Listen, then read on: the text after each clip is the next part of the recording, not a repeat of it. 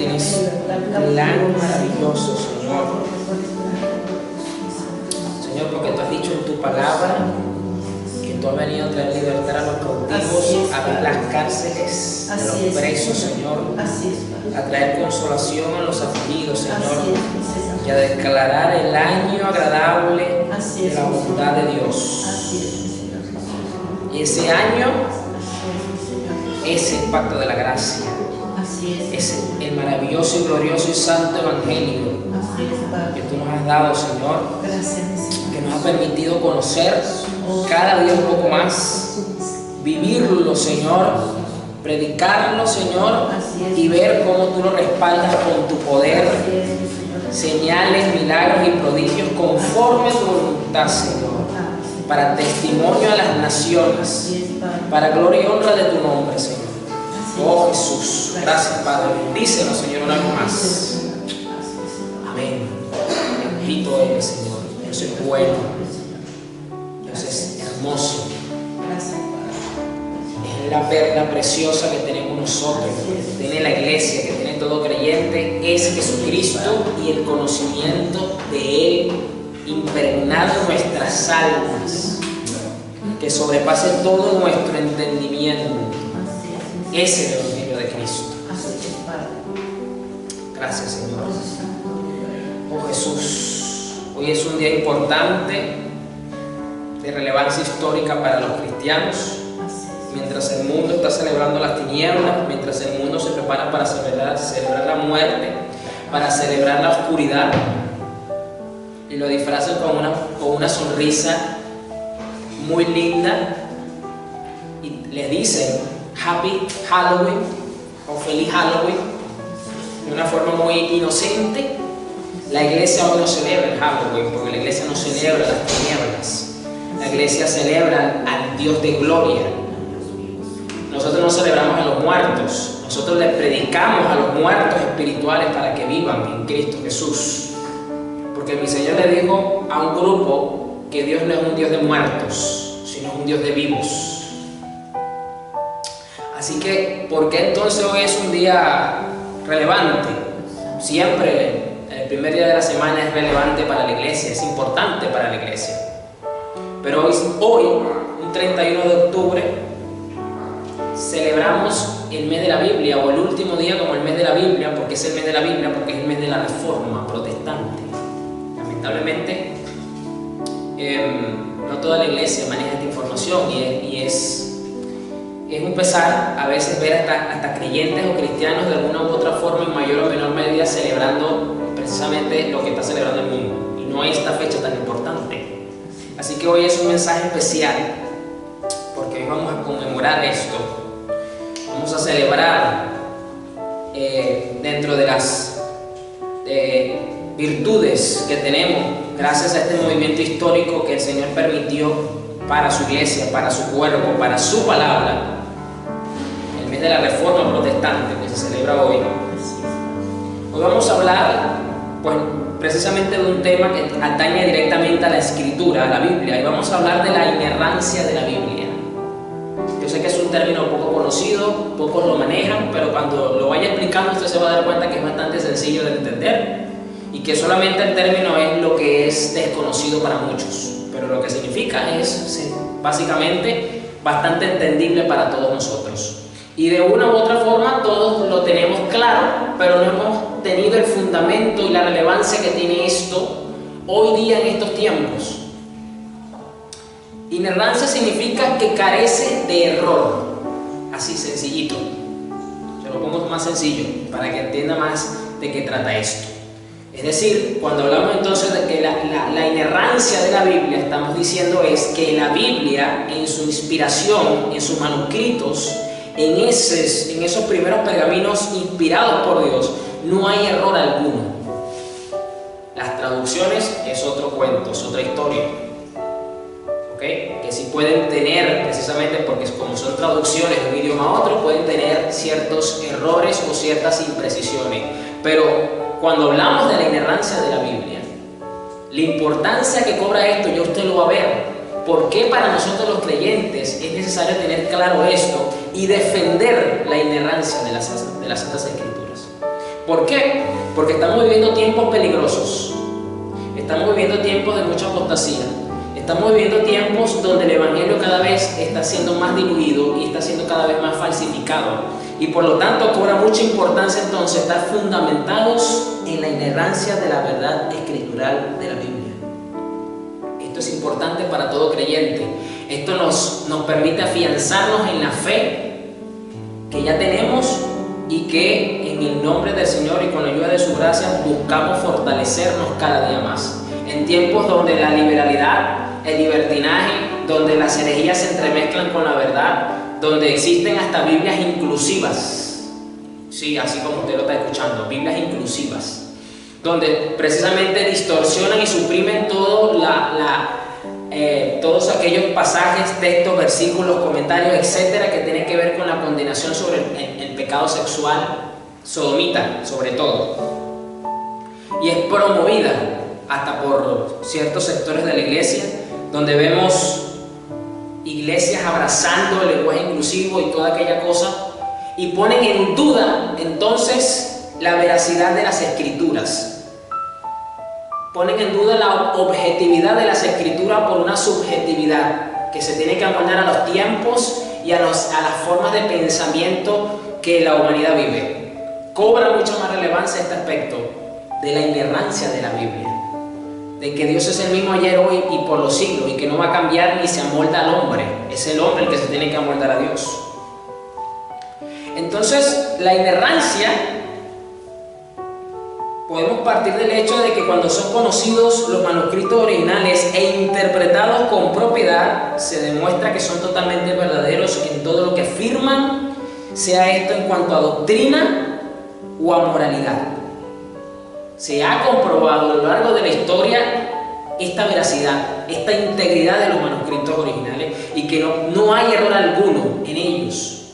Es decir, no podemos decir como cristianos, creemos que la palabra de Dios fue inspirada por Dios, que la Biblia es inspiración divina, pero metemos una coletilla, consideramos que tales pasajes o tales interpretaciones de lo que está escrito allí a nivel de corrección histórica no son inspirados por Dios. No es posible.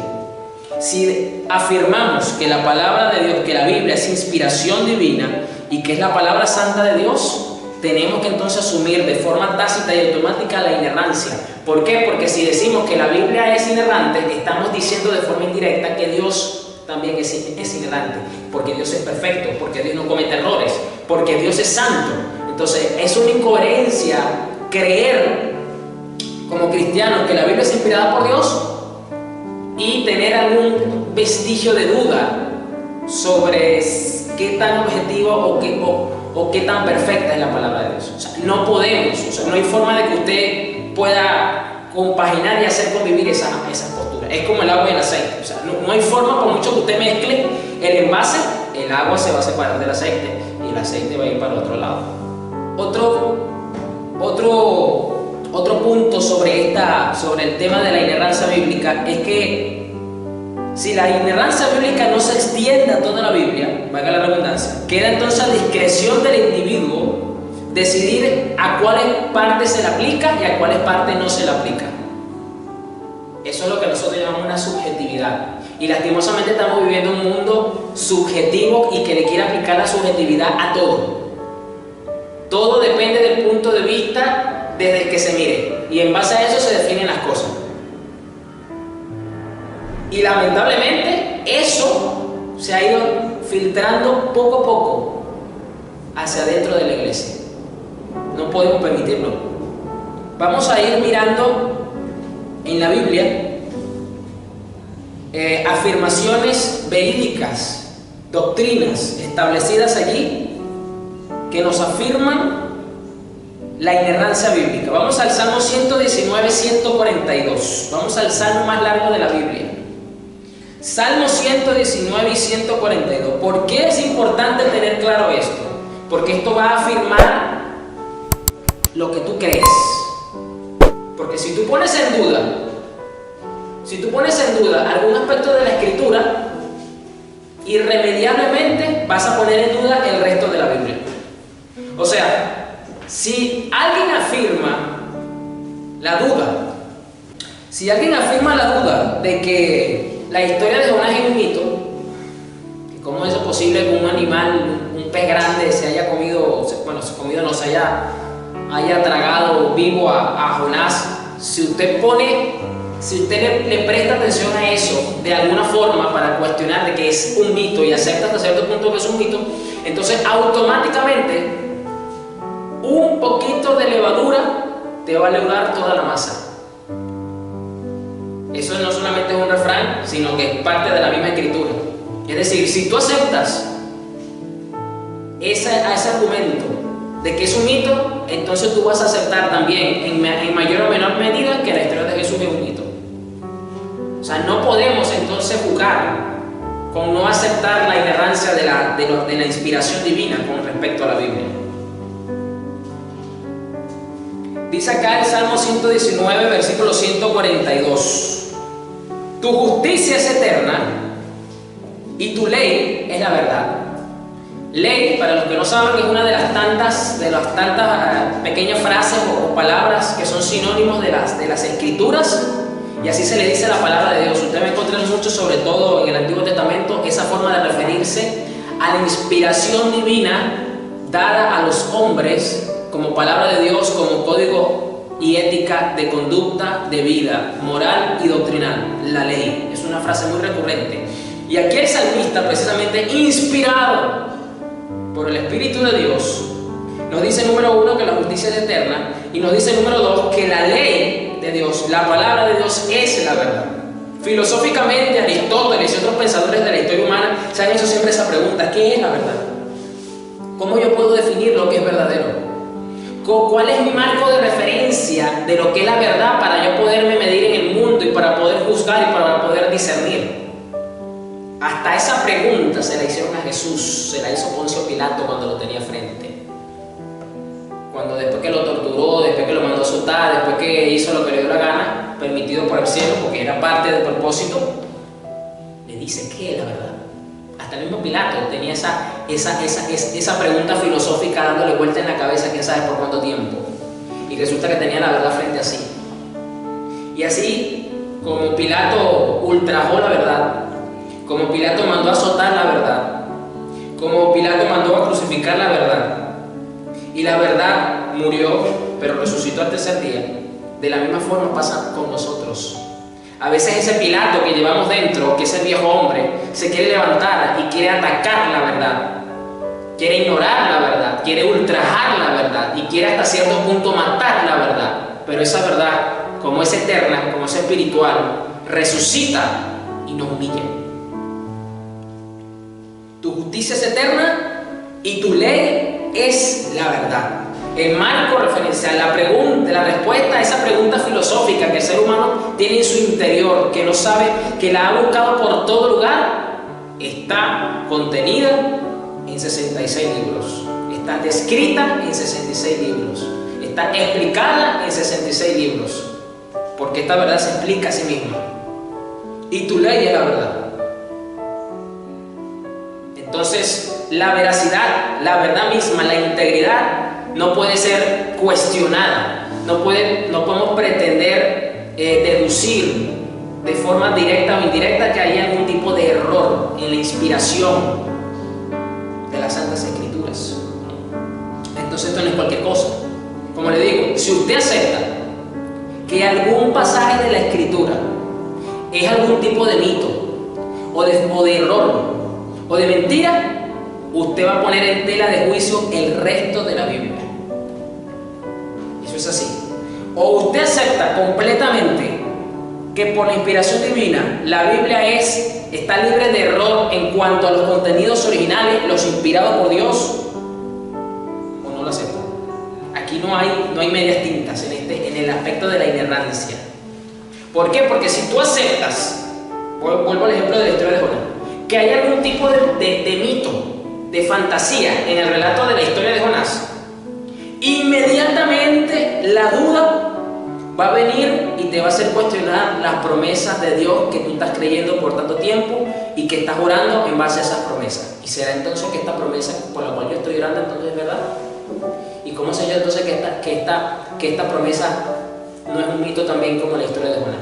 Pero ¿por qué el creyente puede llegar a ese punto? Por cuestionar, por creer tan solo en un momento que un pequeño pasaje, que una historia de la Biblia es falsa o es un mito.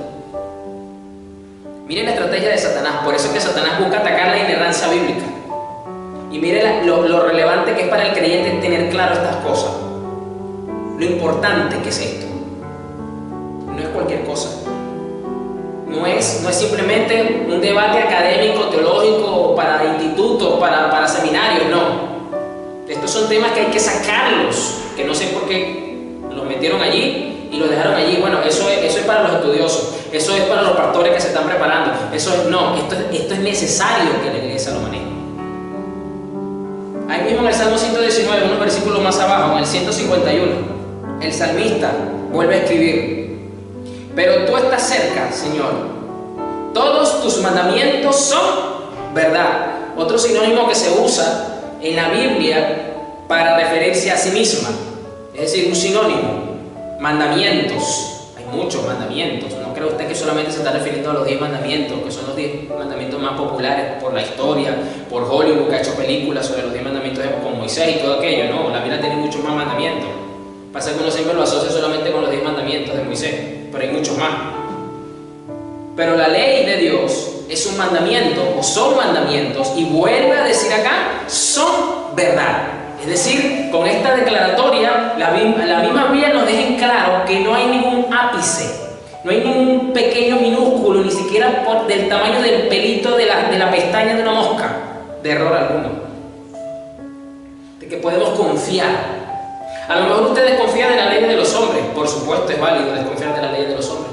En la historia está plagada de gobiernos, de periodos donde se han elaborado leyes que son injustas, que son crueles, que son malvadas, con un fin para justificar dentro del marco legal la legalidad de la perversión. Ahí es totalmente válida el cuestionar las leyes de los hombres. ¿Por qué? Porque el hombre no es veraz, el hombre no es puro, el hombre no es santo, el hombre no es perfecto. Y por lo tanto, eso se manifiesta en su entorno.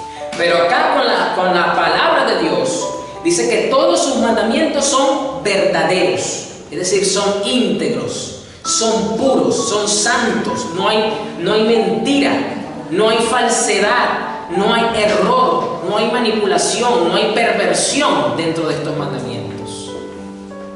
Y usted va a entender por qué. ¿Por qué?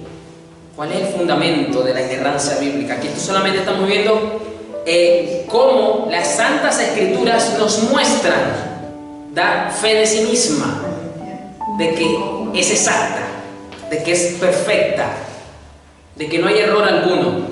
Repito, esto es a nivel de la inspiración que nos ha venido a nosotros y lo tenemos compilado en los 66 libros. En esos manuscritos no hay error alguno. Las traducciones son otra historia.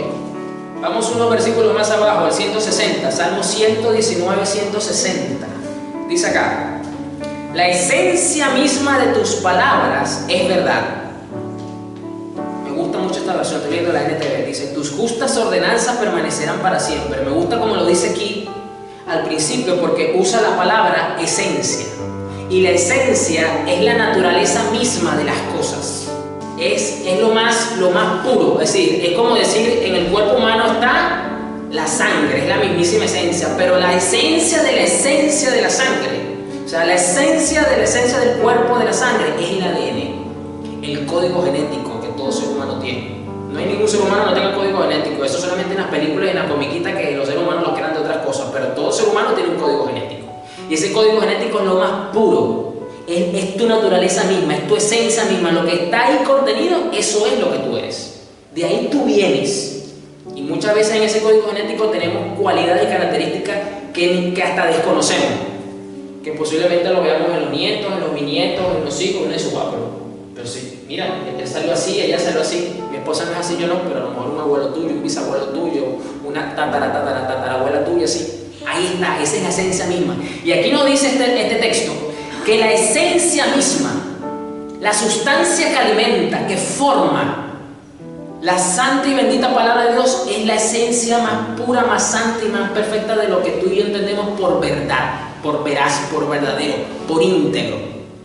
Entonces, con mucha más razón, esto a nosotros nos beneficia, número uno, en que nos fundamenta mejor en lo que creemos, y número dos, nos afianza en aquellas partes de las Escrituras en la cual estamos parados, creyéndole a Dios por un milagro, creyéndole a Dios por una provisión, creyéndole a Dios de que Dios va a obrar de la mejor manera sobre esta circunstancia. Y extirpa, aplasta la duda, la incredulidad, el cuestionamiento incrédulo, malicioso, perverso, para alejarnos de lo que es verdadero. Porque la esencia de las mismas palabras, de la ley de Dios, de la palabra de Dios, es la verdad misma, de la naturaleza de lo que es verdad. De donde tú y yo entendemos de lo que es verdadero, de ahí mismo viene la palabra misma. Y tus justas ordenanzas permanecerán para siempre. Ordenanzas es otro sinónimo para la palabra. Entonces estamos mirando tu ley, tus mandamientos, tus ordenanzas. Esos son sinónimos de la palabra de Dios. Y dice que permanecerán para siempre. En Venezuela decimos que la mentira tiene patas cortas. Es un refrán para decir que con la mentira no se llega lejos. Que tarde o temprano la mentira va a caer. A ese carro se le va a acabar la gasolina en cualquier momento y va a dejar de andar. Así decimos en Venezuela, de una forma muy popular. Pues de la misma forma, aquí vemos lo contrario. Aquí nos vemos y nos dicen que podemos decir que tu palabra permanecerá para siempre. ¿Por qué? Porque la verdad se llega lejos. ¿Por qué? Porque la verdad es lo que permanece. Porque la verdad es lo que se establece. Porque la verdad es la luz que alumbra luego. Por eso que una persona puede vivir muchos años en una mentira, puede pregonar una mentira, puede hacer un mundo sobre una mentira, pero basta y sobra que alguien o que de alguna forma se empieza a destapar la verdad, así sea en un pequeño pedacito. Eso es suficiente para causar un terremoto sobre lo que esa mentira de esa persona dijo. Esto lo vemos muy fácilmente reflejado en las películas, cuando usted ve que el villano hace todo alrededor de una mentira y a lo largo de la película esa mentira se va cayendo hasta que descubren al villano de la película. Descubren sus intenciones. ¿Por qué? Porque las mentiras no llegan lejos. Porque solamente la verdad es lo que permanece para siempre. Y a lo largo de más de 4000 años, la Biblia, la palabra de Dios ha sido atacada. Tengo que decir la palabra de Dios porque la Biblia, como usted y yo la tenemos ahorita, no la tenían antes. Pero la palabra de Dios ya venía de camino, o sea, ya se venía hablando de la palabra de Dios. Entonces, a lo largo de la historia, siempre el ataque sobre la inerrancia de las Escrituras ha estado presente. Pero en la medida en que el tiempo avance y los días se pongan peores, se pongan más perversos, más endemoniados en los tiempos, el ataque sobre la inerrancia de las Escrituras va a venir en aumento, va a venir desde todos los flancos. Y me atrevería a decir con mucho dolor que hasta dentro de la misma iglesia va a empezar a atacar la inerrancia bíblica, porque son tiempos de apostasía. Vamos al Proverbios 30, versículos 5 y 6. La NTV, voy a leer la NTV. Proverbios 30, versículos 5 y 6. Proverbios 30, versículos 5 y 6. Vamos a ver qué nos dijo Salomón, que recibió su sabiduría de Dios precisamente. Toda palabra de Dios demuestra ser verdadera. Con estas declaraciones, Salomón, que hasta ese punto solamente tenía el Pentateuco, es decir, la ley mosaica, Deuteronomio, todo lo que tenía que ver con la ley, eso era solamente lo que ellos tenían hasta ese momento todavía, declaraba que con la sabiduría que él tenía, con la capacidad de discernimiento que tenía, con la inteligencia que tenía, porque recuerde que en las monarquías, sobre todo en la monarquía de Israel, Salomón también era juez, era tribunal. Recuerda que el famoso caso de las dos madres que llevaron al hijo delante de él para pelear por su hijo. No, que este es mi hijo, no, que este es mi hijo, no, que este es mi hijo. Y Salomón, ay, ¿cómo hago para resolver esto? Era un caso complejo. Y él dijo, bueno, vamos a hacer algo, tráigame la espada, píquemelo por la mitad. No, no lo haga, déselo a la otra. Ahí descubrió quién era la verdadera madre, déselo a ella. Ella es la madre. Todo el mundo se sorprendió de la sabiduría que tenía Salomón. Dijo, pudo cerciorarse entonces como juez, con la capacidad de discernir y de entender las cosas, que no había error en la ley de Dios, que no había ningún tipo de manipulación, de mitología, de incredulidad, de incoherencia, de incongruencia alguna. Él es un escudo para todos los que buscan su protección. No agregues nada a sus palabras, fíjese. Más bien, hay una advertencia para los creyentes, para la iglesia, de que no debemos agregar nada a sus palabras. O podría reprenderte y ponerte al descubierto como un mentiroso. Dios es celoso con su palabra y no permite que nadie le agregue o le quite. De por sí hay una advertencia bastante fuerte en Apocalipsis, donde dice que el que se le atreva a agregar o quitar a las palabras de este rollo, pues le van a caer las maldiciones. Lo estoy parafraseando, pero básicamente va en la misma dirección que lo que dice acá. Va a haber una consecuencia fuerte, porque Dios dice acá que va a reprender a la persona que le agrega sus palabras. ¿Por qué? Porque si te le está agregando la verdad, está distorsionando la verdad. Ojalá muchos predicadores estuvieran presentes estas cosas cuando dicen las cosas que dicen desde los altares, porque van a ser reprendidos por Dios y van a quedar al descubierto como mentirosos. Lo dice la Biblia, no lo digo yo. ¿Por qué? Porque lidiar con la verdad es lidiar con algo muy apreciado, muy importante, muy valioso. Yo no sé si a usted le han confiado algo alguna vez. Le han dicho, mira, guárdame esto aquí porque yo vengo dentro de unos días, pero no tengo dónde guardarlo, no tengo con quién dejarlo y mi entorno es un poco inseguro, pero yo confío en ti, guárdame esto. Yo no sé si a usted le ha pasado algo así en su vida alguna vez. Ya sea, hasta puede ser con un niño, puede ser con algo de valor, con un objeto, con un inmueble, con algo. Esa persona te está confiando de que tú le guardes en su integridad eso que para ella es valioso. Y muchas personas pues honradamente lo hacen. Han habido casos contrarios donde las personas no han sido honradas con el compromiso que están adquiriendo. Ahora imagínese usted la responsabilidad que tenemos, no solamente el privilegio, la responsabilidad de salvaguardar la Biblia, la palabra de Dios, para que no se le agregue o se le quite. No podemos tomar esto con ligereza, porque esto es algo valioso, esto es importante. Y aquí nos dice que toda palabra de Dios demuestra ser verdadera. Es decir, la palabra de Dios ha sido puesta en el escrutinio. Por eso que cuando se creó la imprenta, que se creó el canon bíblico hace 504 años atrás, que por eso hoy es el mes de las Santas Escrituras, se pasó por el filtro todos los libros de la Biblia, con todos los escrutinios necesarios, y se sacaron los que no eran inspirados por Dios. O sea, una de las disputas que la Iglesia Católica le señala a los protestantes, que nosotros mutilamos, porque ese es el término que usan, mutilamos las Escrituras. Nosotros no mutilamos la Escritura.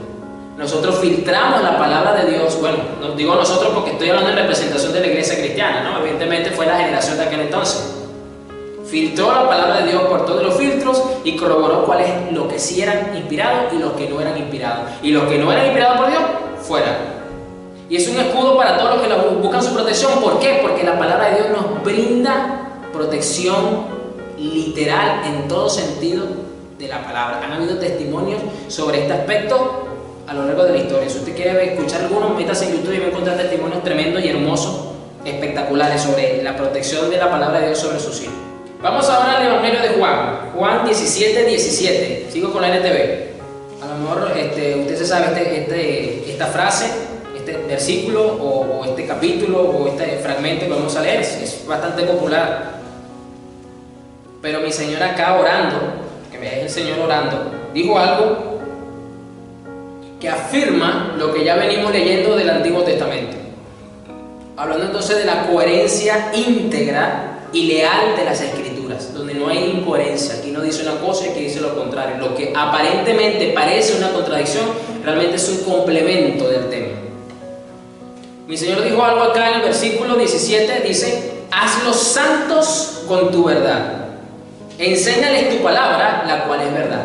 Usted y yo no podemos ser santificados con una mentira, porque una mentira es pecado. Entonces, ¿cómo tú te vas a santificar con una mentira? ¿Cómo tú te vas a consagrar con una mentira? ¿Cómo tú te apartas del mundo y de lo que es perverso con una mentira, cuando la mentira forma parte de eso? Te lo voy a poner así muy sencillo. Que usted diga: me voy a bañar, y usted entra al baño, y usted está desnudo esperando y usted abre la llave y está esperando que le caiga el agua, y en vez de que le caiga el agua le cae fango, le cae lodo, y usted no se sale, usted se queda ahí, y usted agarra su jabón y se enjabona y se echa champú y hace todo lo que usted hace para lavarse, y usted sale.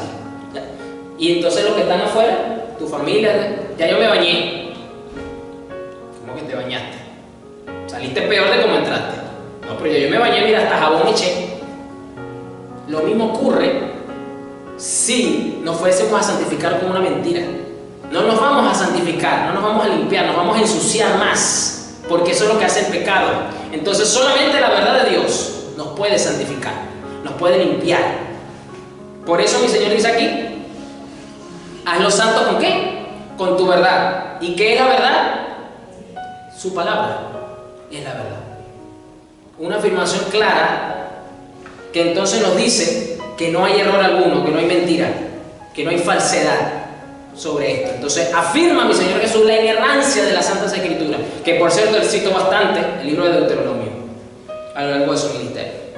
Y dice acá, ellos necesitan ser santificados, y el medio para ser santificados es que ellos aprendan de tus escrituras, que ellos conozcan tus escrituras, que ellos profundicen en sus escrituras, que ellos enseñen tus santas escrituras, porque eso es la verdad. La esencia misma de la verdad está contenida acá. Por eso el creyente puede discernir su entorno en base al criterio divino de lo que es verdadero, de lo que es santo, de lo que es puro, para tomar decisiones, para vivir, para moverse, etc. Entonces, nosotros los creyentes, si creemos que Dios creó el universo perfecto, yo no sé si usted ha visto estos canales de Nat Geo, de Discovery, que son científicos que pasan la naturaleza y pasan los planetas y ven cómo los animales se comportan. Yo no sé usted, pero a mí eso me maravilla. Dice, wow, Señor, qué tremendo lo que tú hiciste con los animales. Mira cómo este se comporta y mira cómo este colabora con este y este se aprovecha del otro y todo perfecto, y la naturaleza en una perfecta armonía, el cosmos, la galaxia, los planetas no se chocan entre sí, sino que giran perfectamente a una velocidad establecida, no están ni un centímetro más ni un centímetro menos del Sol, están en la justa medida. ¡Qué impresionante! ¡Qué perfección tan espectacular! Y no vamos a creer que Dios puede inspirar un libro. No es como contradictorio para nosotros mismos. O sea, yo sí creo que Dios creó el universo perfecto, pero tengo mis dudas sobre la Biblia. No, pastor, lo que pasa es que como en la Biblia está la mano del hombre metida, pues entonces por eso creemos que hay imperfección. Ajá, vuelvo al punto del ejemplo de la galaxia. Si Dios es todopoderoso para crear la creación misma, ¿tú crees que no va a ser poderoso para evitar que la imperfección humana se cuele en la inspiración divina? Es el mismo principio. Aquí la pregunta no es si la Biblia tiene un error. Aquí la pregunta es, que esa es la que nos dice, ¿puede Dios cometer un error? Esa es la verdadera pregunta. Y eso es lo que atacan la inerrancia de la Biblia.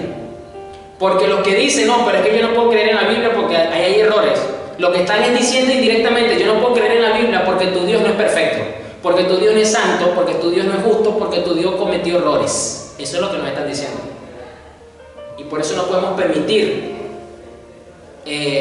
creer en la inexactitud, en los errores de las Santas Escrituras, porque estaríamos asumiendo de forma indirecta que nuestro Dios se equivocó, que nuestro Dios cometió errores, que nuestro Dios, en pocas palabras, pecó. Ya dejaría de ser Dios, dejaría de ser santo, dejaría de ser digno de adoración y de honra y de alabanza. Y eso, lamentándolo mucho, no lo podemos permitir. Dios no sería Dios, Dios no sería omnisciente. Dios entonces nos engañó y nos manipuló dándonos información errónea. Y eso no es posible. Vamos a ver ahora dos elementos que fundamentan la inerrancia bíblica. Vamos a ver dos elementos. Número uno, el carácter confiable de Dios. ¿En qué se fundamenta la inerrancia bíblica? Romanos 3, versículo 3 al 4. Es cierto, algunos de ellos fueron infieles, pero ¿acaso eso significa que porque ellos fueron infieles, Dios también será infiel? Por supuesto que no. Aun cuando todos los demás sean mentirosos, Dios es veraz. Como dicen las Escrituras acerca de Él, quedará demostrado que tienes razón en lo que dices y ganarás tu caso en los tribunales. Dios es veraz, aunque toda su creación entera, hablando del hombre evidentemente, sea mentirosa, Dios permanece fiel, porque Dios es veraz. Por eso la inerrancia bíblica es verídica, es íntegra, y podemos confiar en esta postura doctrinal de las Santas Escrituras. ¿Por qué las escrituras son perfectas, son verdaderas? Porque Dios es veraz, porque Dios es verdadero, porque Dios no miente. Es decir, la inerrancia bíblica nos dice que la Biblia es inerrante porque Dios es inerrante. Dios es verdadero y su palabra es verdadera. Porque la obra demuestra la naturaleza de su creador. Ese es el detalle. Entonces, si la palabra de Dios es inspiración divina, reconocemos que es palabra de Dios, entonces no podemos, vuelvo al punto, no podemos permitir creer ni siquiera en un 0,01% que hay error en la inspiración divina. No podemos decirlo, no podemos mucho menos creerlo. Tenemos que levantar la voz en protesta y decir, eso es mentira, eso es falso. ¿Por qué? Porque lo que fundamenta la inerrancia bíblica es el carácter mismo de Dios. Aquí lo dice claramente. Podrán ser todos infieles, podrán ser todos unos mentirosos, pero Dios es veraz. Como dicen las escrituras acerca de Él, quedará demostrado que tienes razón en lo que dices y ganarás tu caso en los tribunales. El apóstol Pablo está citando un salmo, creo que es el Salmo 82 el que está citando. Pero acá lo que nos está demostrando entonces el testimonio verídico es que la Biblia es veraz, es inerrante, porque Dios es veraz, es inerrante. Entonces ese es un gran argumento a favor de. Por eso no podemos permitir creer o quedarnos callados o de la vista gorda cuando atacan o cuestionan o pretenden hacerlo sobre el tema de la inerrancia de las Escrituras. El Evangelio de Juan, capítulo 14, versículo 6. Aquí estamos viendo al Padre entonces. En Romanos 3 nos dice, aun cuando todos los demás sean mentirosos, Dios es veraz. El Padre es veraz. Versículo 6. Jesús le contestó, yo soy el camino, la verdad y la vida. Nadie puede ir al Padre si no es por medio de mí.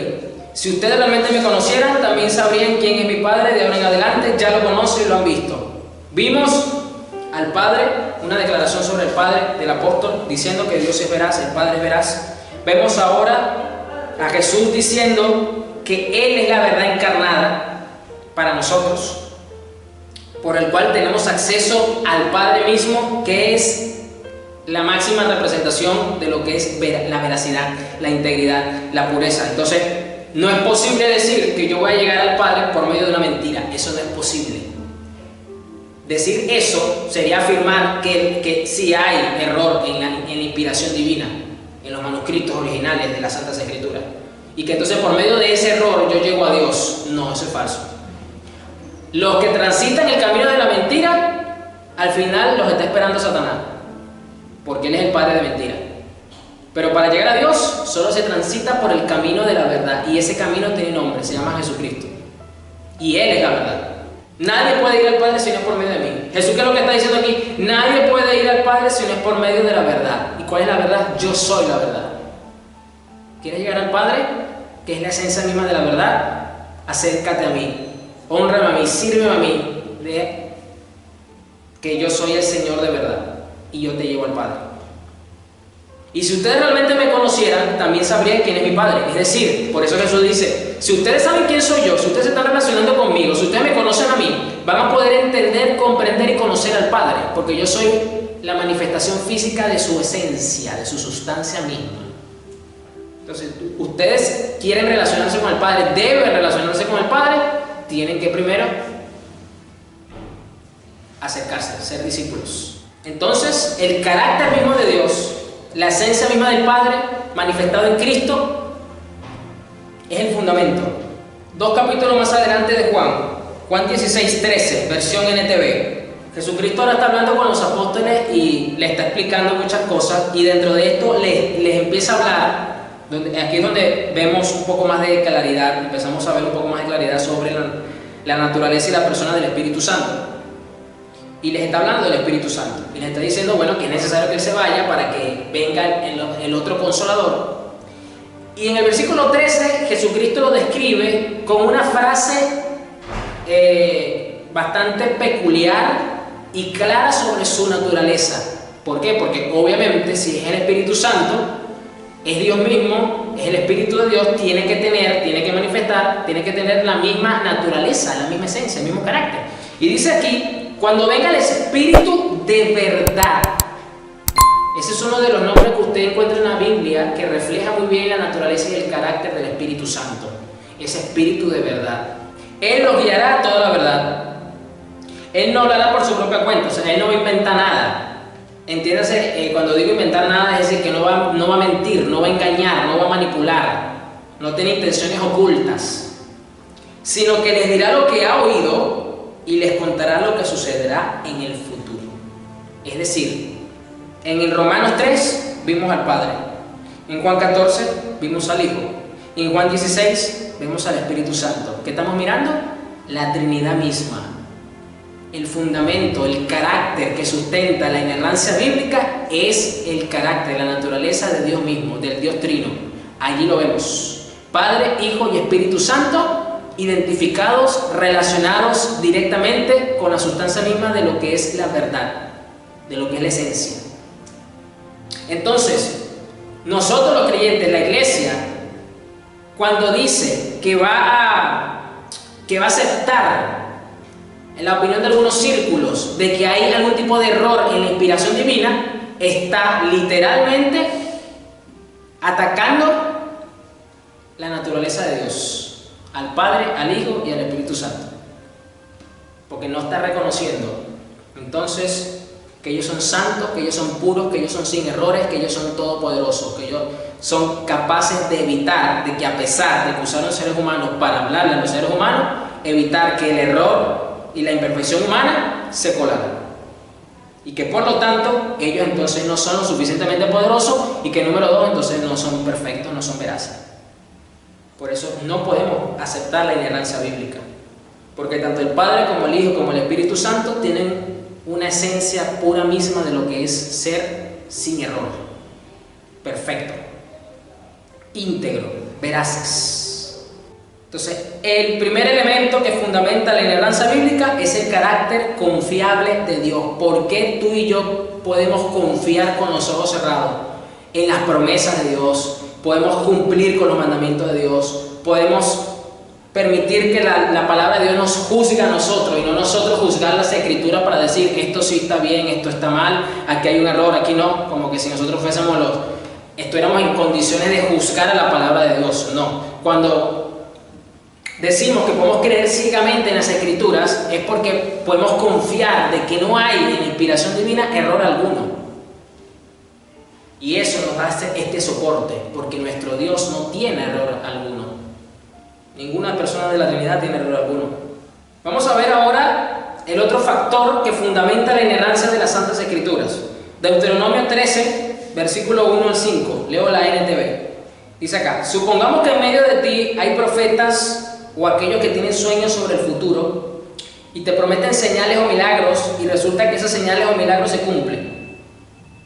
Si de pronto ellos dicen: ven, rindamos culto a otros dioses, dioses que hasta entonces no conocías, no los escuches. El Señor tu Dios te está probando para ver si realmente lo amas con todo el corazón y con todo el alma. Fíjese que Dios puede permitir hasta cierto punto que parte de la tentación sea algún tipo de forma idolátrica para probar la obediencia y la fidelidad de su pueblo. Tremendo. Sirve únicamente al Señor tu Dios y teme solamente a Él. Obedece sus mandatos, escucha su voz y aférrate a Él.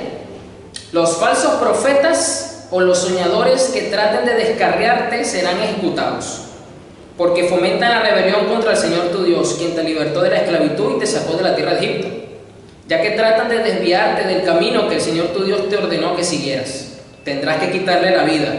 De esa manera eliminarás la maldad que hay en medio de ti. Para Dios, el falsear o el manipular algún tipo de aspecto relacionado pues a la divinidad, al evangelio, es digno de muerte. Y Dios es celoso con esto, porque los verdaderos mensajeros de Dios van a actuar en integridad y en veracidad, no van a falsear. Entonces, otro fundamento que tiene precisamente la inerrancia bíblica es que a lo largo de la historia el mismo Dios se ha asegurado de que los falsos profetas, los falsos maestros que se introducen para engañar, que hacen hasta señales y milagros, como lo dice aquí, no cuenten ni siquiera con su respaldo y va más allá, tengan la condenación y el castigo máximo requerido para su momento. Anteriormente, era literalmente la muerte física, literal, aquí lo dice. Tenían que ser eliminados para quitar esa maldad de su pueblo. Hoy día, usted no ve a evangélicos linchando a nadie, amarrándolos de poste ni cayéndoles a palos a falsos profetas. Usted no ve eso por ningún lado. Pero usted sí ve explicaciones, videos o en post en las redes sociales dando la argumentación de por qué ciertos líderes o ciertos pastores no deberían de ser seguidos, mucho menos escuchados, mucho menos compartidos por tener falsedad. ¿Y cuál es el resultado? Salen entonces a defenderlo. Imagínense. Así está la iglesia. El otro fundamento, mensajeros veraces. La veracidad de Dios, la palabra de Dios reposa y le es confiada a mensajeros veraces, que no atentan contra la integridad de la veracidad. Y siempre lo han habido. Así como han habido falsos profetas y maestros, a lo largo de la historia han habido también verdaderos y honestos maestros y profetas. Sí los hay, sí existen. Que estamos viviendo un tiempo peligroso y la apostasía va a aumentar y lo que más abunda es lo falso. Es cierto, también es verdadero eso. Pero en medio de todo eso hay verdaderos mensajeros que no corrompen el mensaje, que no tuercen el mensaje, que no se aprovechan del mensaje. Sí los hay, sí existen. Que a lo mejor usted no lo conozca, que no tenga acceso a ellos, que no tenga cómo conectarse con ellos, bueno, eso es otro tema. Pero sí existen. En todos los tiempos han habido. Esto me hace recordar al profeta Elías cuando dijo: Señor, pero yo soy el único que he quedado. Ya va. ¿Cómo que tú eres el único que ha quedado? Tú no eres el único que ha quedado. O sea, yo tengo 7,000 que no han doblado su rodilla a Baal.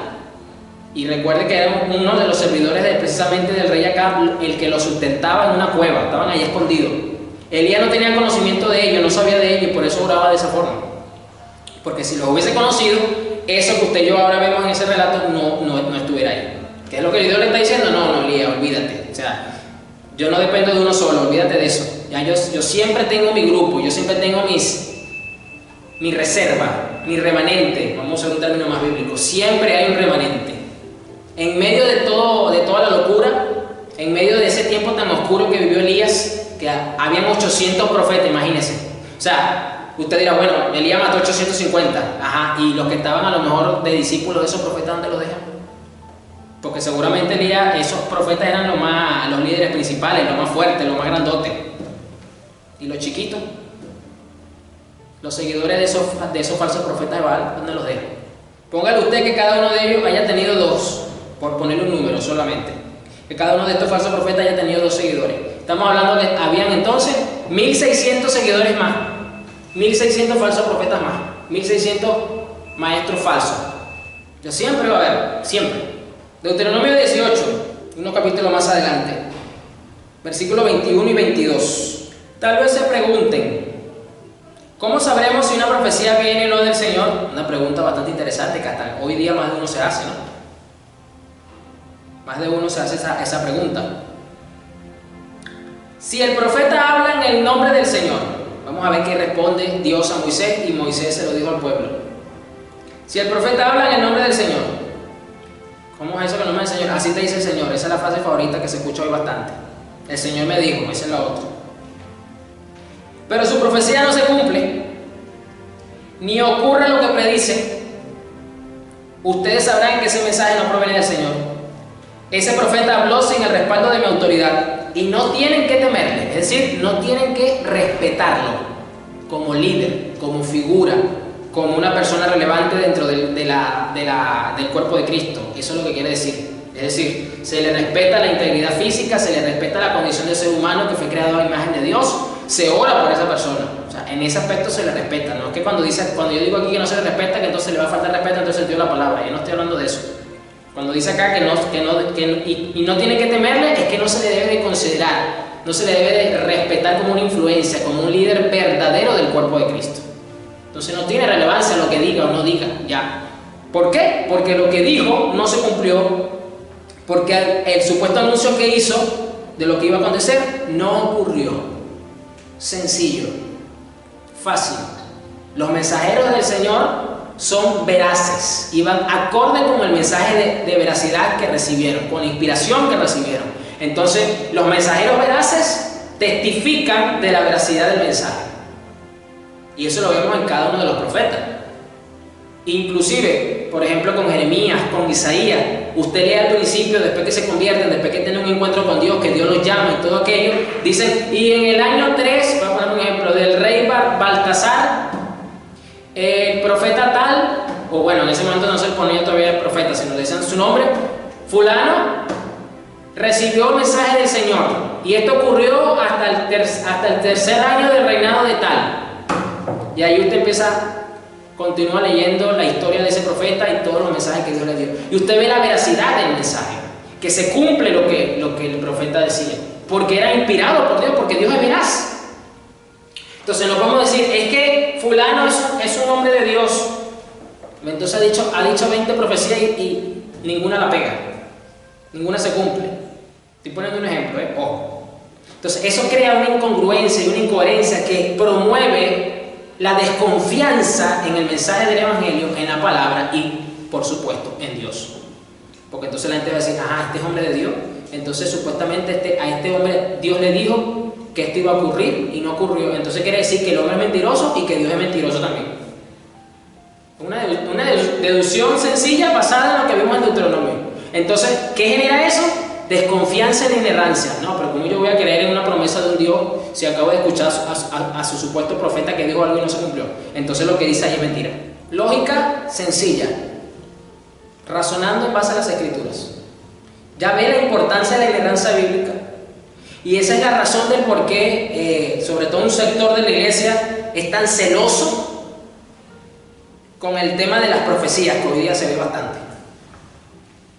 Porque de no cumplirse, es un cuestionamiento, es un ataque frontal y es un argumento que le están dando a los detractores del Evangelio, a los que atacan a la iglesia. Les están dando herramientas para que lo sigan haciendo. Y lamentándolo mucho, esto ocurre con bastante frecuencia. Bien, vamos ahora a Tito. Regresamos al Evangelio, al Nuevo Testamento, perdón. Tito, capítulo 1, versículo 1. Sigo con la NTV. Dice, yo, Pablo, esclavo de Dios y apóstol de Jesucristo, escribo esta carta. Fui enviado para proclamar fe a los que Dios ha elegido y para enseñarles a conocer la verdad. Pablo fue constituido como apóstol para enseñar ¿qué? La verdad.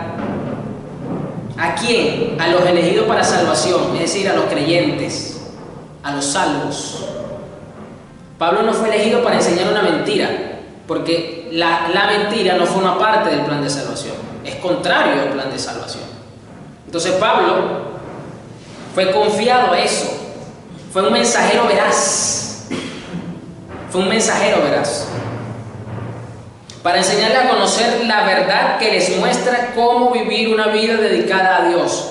Cada mensaje que se predica, que se expone sistemáticamente, profundamente, detenidamente, y usted presta atención, número uno lo que busca es abrirte el panorama del conocimiento de la verdad del Evangelio, que te salva a ti y que me salva a mí. ¿Para qué? Para que puedas vivir, puedas practicar esa verdad.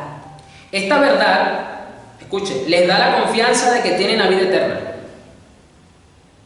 O sea, si partimos de que la Biblia no es inerrante, entonces estamos hablando que el mensaje del Evangelio y que la vida eterna es una falsedad, es un engaño. Fíjese lo delicado y lo importante que es entonces este tema de la inerrancia bíblica, que esto no es cualquier cosa. La cual Dios, escuche, quien no miente, les prometió antes de que comenzara el mundo. Mire la relevancia y la importancia de este tema. Y ahora, en el momento preciso, Él dio a conocer este mensaje que nosotros anunciamos a todos. ¿Qué anunciamos? ¿Qué mensaje anunciamos? La verdad del Evangelio, la verdad de la vida eterna, la verdad que nos salva, que es en Cristo Jesús. Es por mandato de Dios, nuestro Salvador, que se me ha confiado esta tarea para Él. ¿Cuál es la tarea? Anunciar la verdad. Número 1, conocer la verdad. Número 2, anunciar la verdad. Número 3, enseñar la verdad. Número 4, vivir la verdad. Y todo eso es posible solamente cuando partimos de estos fundamentos que estamos mirando hoy. Qué importante es entonces la inerrancia bíblica.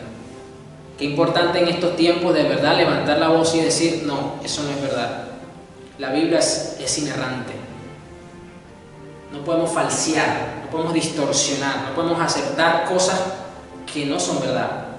Entonces, el mensaje de la Biblia debe ser tomado como un todo. No es una mezcla de doctrinas sobre lo que tengamos, de la que tengamos libertad de elección. Lo digo porque a mucha gente le agradan los versículos que dicen, por ejemplo, que Dios nos ama, que Dios nos quiere bendecir, pero no les gustan los que dicen que Dios va a juzgar a los pecadores. No les gustan cuando ven los no de Dios que los reprimen, que le dicen no cometas este tipo de acciones, vive de esta forma. No les gusta. Entonces quieren hacer una disección, quieren quedarse con lo que sí les conviene y con lo que no les conviene. Y de esa forma, sin darse cuenta, están juzgando la Biblia, porque están diciendo, esto sí lo reconozco, esto lo tomo, esto no lo reconozco, esto no lo tomo. No, nosotros no estamos para juzgar la Biblia nos juzga a nosotros, porque es el único libro que está vivo, es el único libro que cuando usted lo abre y lo lee, el autor de ese libro está ahí contigo. Te está iluminando, te está redarguyendo, te está aconsejando, te está consolando, te está animando, te está dando la provisión para que sigas adelante. Entonces, otro ejemplo, si decimos que la Biblia está equivocada respecto al infierno, por poner un tema, un ejemplo. Entonces, ¿quién dice que es verdad sobre lo que menciona sobre el cielo? ¿Cómo nos consta entonces que lo que dice sobre el cielo es verdad? Si ponemos en entredicho un aspecto, un tema, por eso pongo como ejemplo el infierno, ¿no? Porque el contraste es el cielo. Entonces, si decimos, bueno, entonces sí debe haber algún tipo de error, el infierno no existe, eso es parte de una mitología tal, y eso lo metieron ahí coladito. Y empezamos a cuestionar y a dudar. Entonces, ¿qué garantía tenemos nosotros de que la referencia que tiene la Biblia del cielo es verídica? Si estamos dudando de la contraparte. Fíjense cómo funciona la artimaña satánica en contra de la inerrancia bíblica. Entonces, si bien es cierto que la Biblia no es un libro de biología, no es un libro de química, no es un libro de física, tiene menciones, tiene cosas referentes a estos temas, porque la Biblia habla de la creación misma de las cosas, Génesis 1, por ejemplo, y nos da detalles muy generales sobre estos temas, porque su base es la relación con el ser humano, con Dios y con los demás hombres. Ahí es donde más hay detalles, donde más se explaya la Biblia en la inspiración divina. Si ponemos en cuestionamiento, en duda, algún tipo de los pasajes de la creación, entonces nos vamos a poner en duda también cuando habla de la salvación, por ejemplo. Vamos a 2 de Timoteo 2, versículo 15. Aquí vemos algo tremendo. Esfuérzate para poder presentarte delante de Dios, le dice Pablo a Timoteo, y recibir su aprobación. Sé un buen obrero, alguien que no tiene de qué avergonzarse y que explica correctamente la palabra de verdad. Yo no puedo explicar algo correctamente si estoy dudando de que eso sea verdad. Eso es algo básico. La convicción sobre lo que tú explicas tiene que estar allí presente. Es como, voy a poner un ejemplo muy cotidiano, es como el vendedor. Los buenos vendedores son los que te hablan con convicción del producto que están vendiendo. Primero, lo conocen. Segundo, a lo mejor lo han usado. Y tercero, entonces te lo saben vender. Esos son sobre todo para mí los mejores vendedores con esta característica son los que venden productos como Herbalife, OnlyLife, este tipo de productos que son para el cuerpo, para embellecer, para mejorar la salud, porque muchos de ellos antes eran personas con problemas de salud, se acercaron al producto buscando una mejora, recibieron una mejora, siguen consumiendo el producto y ahora son promotores del producto. Esos son los mejores vendedores para mí. Y te hablan con una convicción. O sea, yo no he visto ningún vendedor de estas marcas o de cualquier otra marca con este estilo que duden del producto. Es raro que duden del producto. Entonces, ¿cómo yo puedo explicar correctamente la palabra de verdad si yo no estoy creyendo en un 100% en esa verdad? Si creo que es 99% verdad y considero que hay un 1%, un 0,1% por ahí que no me convence, no la voy a explicar correctamente. ¿Por qué? Porque no voy a profundizar en ella y no va a tener esas raíces profundas. ¿Qué quiero decir con esto? Que la inerrancia bíblica no nos exime de estudiar la Biblia conscientemente y en profundidad. No nos exime, nos insta, nos motiva, nos obliga a hacerlo más bien. Y hay muchos pasajes referentes a esto. Y Pablo le dice a Timoteo que una de las características de un obrero aprobado, de un buen obrero aprobado, es que precisamente explica correctamente la palabra de verdad. Es decir, profundiza en ella cada día. Ora en base a lo que no entiende. Busca el rostro del Señor. Espíritu Santo, ayúdame, ilumíname. Consulta con otros hermanos un poco más maduros en la fe. A ver, buscando ver la iluminación sobre un tema, porque hay temas complejos, hay temas que se nos escapan, que no logramos tener la comprensión completa, pero oramos en base a eso. Señor, no lo entiendo, no lo tengo muy claro, pero yo sigo esperando que tú me ilumines. Hechos 17:11. Ya estamos concluyendo ya. Hechos 17:11, aquí leo la Reina Valera contemporánea, la RBC. Hechos 17:11, aquí Pablo estaba de misionero y había sido comisionado y llamado junto con el hermano Bernabé y estaban haciendo los diferentes viajes y se topan con los hermanos de Tesalónica, llegan a Tesalónica y pues como en todo lugar Pablo espera la oportunidad de que le den la palabra para él hablar del evangelio, para hablar de Jesucristo como el Mesías venido y todo lo que usted y yo sabemos ya. Y en el versículo 17 dice, estos eran más nobles que los de Tesalónica, pues recibieron la palabra con mucha atención y todos los días examinaban las escrituras para ver si era cierto lo que se les anunciaba. Dice que eran más nobles, es decir, la inerrancia bíblica no nos exime de estudiar la Biblia y más bien nos elogia por profundizarla. Somos estimados en el cielo cuando tenemos esta consideración, cuando somos conscientes y profundizamos, somos considerados como nobles. ¿La nobleza celestial existe? Sí existe la nobleza celestial. Aquí está. Para el cielo los nobles no son los que tienen sangre azul. Son los que tienen esta actitud. Son los que profundizan en las Santas Escrituras. Y recuerda que en este punto no existe el canon bíblico. Lo único que tenían de referencia, porque todavía el Nuevo Testamento estaba en fase de desarrollo, no se había terminado de escribir, así que lo que tenían en abundancia era el Antiguo Testamento. Y Pablo usaba el Antiguo Testamento para evangelizar, para demostrar que Cristo era esa persona profetizada, ese Mesías anunciado, el Meshihá, como le dicen en hebreo. Entonces la inerrancia bíblica no nos exime de estudiar la Biblia profundamente y más bien nos elogia por ello, nos reconoce, nos estima en el cielo. ¿Usted quiere formar parte de la nobleza bíblica, de la nobleza celestial? Sea un amante empedernido de la Biblia, del estudio profundo, consensuado, detallado, sistemático de las Santas Escrituras, para que la inerrancia bíblica entonces sea un aliado para ti y para los tuyos. Entonces decimos que la Biblia llega hasta nosotros como el don perfecto de Dios, del Dios que nunca hierra, que es inerrante y cuyos objetivos soberanos siempre se cumplen de manera infalible.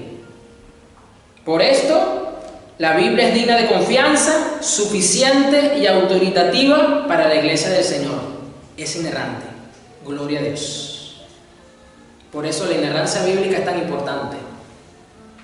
Es fundamental además en estos tiempos. Vamos a orar, celebrando un año más ese movimiento histórico de la Reforma, la inerrancia de las Santas Escrituras, fundamentada en el carácter fiable de Dios, que es veraz, donde la Trinidad misma, el Padre, el Hijo y el Espíritu Santo son veraces, son verdaderos, y su mensaje es veraz y sus mensajeros son veraces. Bueno, gracias Señor, porque tú eres bueno, porque tú nos fundamentas en la veracidad de la inerrancia de tu inspiración, que nos permite, Señor, entonces afianzar nuestra fe, que nuestra fe crezca un poquito más sabiendo que podemos confiar plenamente en tu palabra, porque ella es un reflejo de tu naturaleza, de tu esencia misma, y esa esencia que se hizo carne para nosotros es nuestro Señor Jesús, y que a su vez nos dejó tu santo y bendito y glorioso Espíritu